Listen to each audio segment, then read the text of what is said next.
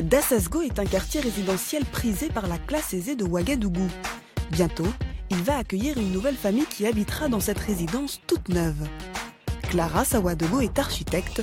C'est à elle que les propriétaires ont fait appel pour superviser le chantier. Et la peinture que tu as mise là, ça va bien résister sur la brique latéritique là? Il n'y a pas de problème pour ça. D'accord, ok. Tu as fait un bon mélange. Hein. Oui. En tout cas, la couleur est très belle. Là, tous les interrupteurs, il a tout fixé, parce que je n'ai pas vu à l'intérieur là-bas.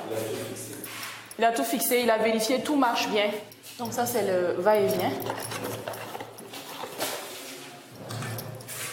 Ok, impeccable. 3 chambres, 2 salles de bain, une piscine. La maison offre des prestations haut de gamme à un propriétaire exigeant. Et là, nous sommes sur les finitions. Nous espérons remettre les clés dans une semaine. D'apparence, cette construction n'a rien de spécial.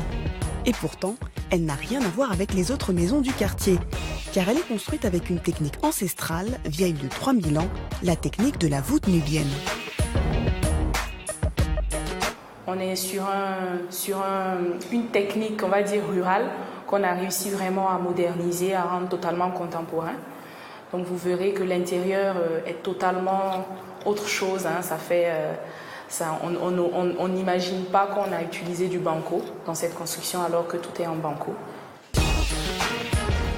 Le banco, c'est de la terre et c'est le matériau principal utilisé pour construire cette maison. Un matériau local et gratuit qui fait baisser les coûts.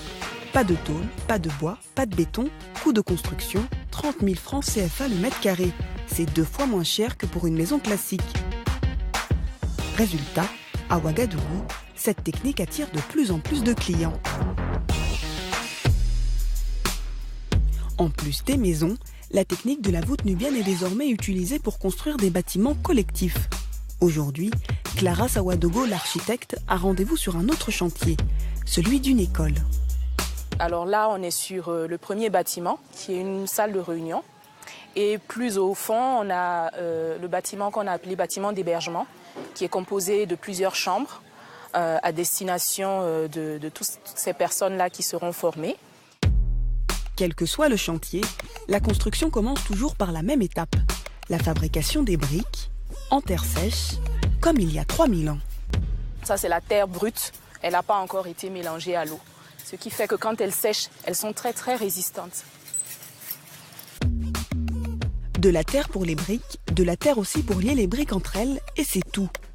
C'est la technique de construction en elle-même qui assure la solidité de l'ensemble. Alors, la voûte nubienne se construit sur ce qu'on appelle des murs porteurs, qui sont disposés à intervalles réguliers, d'environ 3,30 m. Et on a des voûtes de plein cintre. Donc là, on a une vision très claire de la construction de la voûte. Et c'est très, très résistant. Une fois la voûte construite comme ça, quelqu'un peut se mettre dessus. La terre n'a pas encore séché, mais déjà, un maçon se positionne au sommet de la voûte pour tester sa solidité.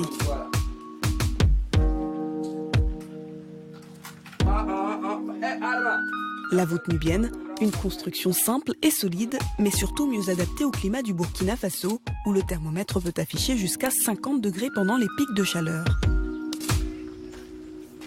Et là, en fait, pour ce qui est de la voûte, c'est totalement en terre pour atténuer en fait le réchauffement de la toiture, parce que c'est la partie qui est la plus exposée d'un point de vue rayonnement solaire. Cette technique permet de conserver le plus de fraîcheur.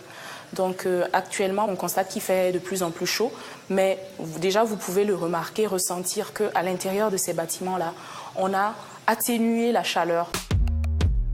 Les consommateurs burkinabés ont bien compris l'intérêt de la méthode.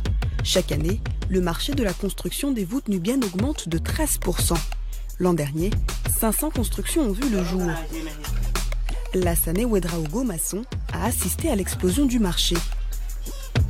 Chaque année même que j'ai fait les chantiers, ça peut arriver 5 ou 6 chantiers chaque année. Ouais. Ça développe, on voit que ça remonte, ça développe pour ajouter. Tu vois. Si cette technique est aujourd'hui à la mode à Ouagadougou, c'est dans un petit village que l'aventure de la voûte nubienne au Burkina a commencé.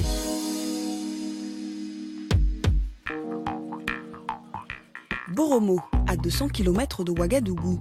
C'est ici qu'habite Seri Youlou, maçon de profession. Il y a 20 ans, il redécouvre la technique ancestrale de la voûte nubienne et se met en tête de la populariser en créant une association. Ici, c'est la pôle technique. La pôle technique, c'est qui aide à former les maçons. Mais au début, convaincre les habitants de la solidité d'un bâtiment entièrement en terre, sans tôle et sans bois, n'a pas été facile. Ce pionnier de la voûte nubienne a alors eu une idée, construire des maisons témoins gratuitement pour convaincre les habitants. Ça aussi, ils ont attendu pendant plusieurs années pour voir si ça ne va pas tomber. On a construit plusieurs bâtiments pour montrer qu'on peut construire une maison sans bois ni tôle. C'est comme ça que c'est venu. Et Seri Youlou a réussi son pari. Les populations ont adopté peu à peu la voûte nubienne. La terrasse aussi, c'est très très solide. Tu peux sauter. Tu vois? Mais ça, c'est solide, solide, solide. Tu vois où il y a le maïs là? C'est depuis en 98. Il est toujours là, propre. Résultat, plus de 2000 bâtiments ont vu le jour ces 15 dernières années dans la région. Des maisons privées, des hôtels et même des mosquées et des églises. Pour Seri Youlou, la vulgarisation de la technique de construction ancestrale passe avant tout par la formation de maçons. Son association en a déjà formé 400 et continue d'étendre son réseau.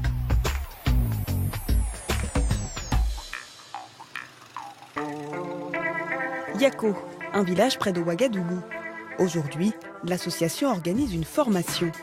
Thomas Granier, le président, a fait spécialement le déplacement depuis la France. Coco, bonjour mon ami, ça va? Yembi, bonjour.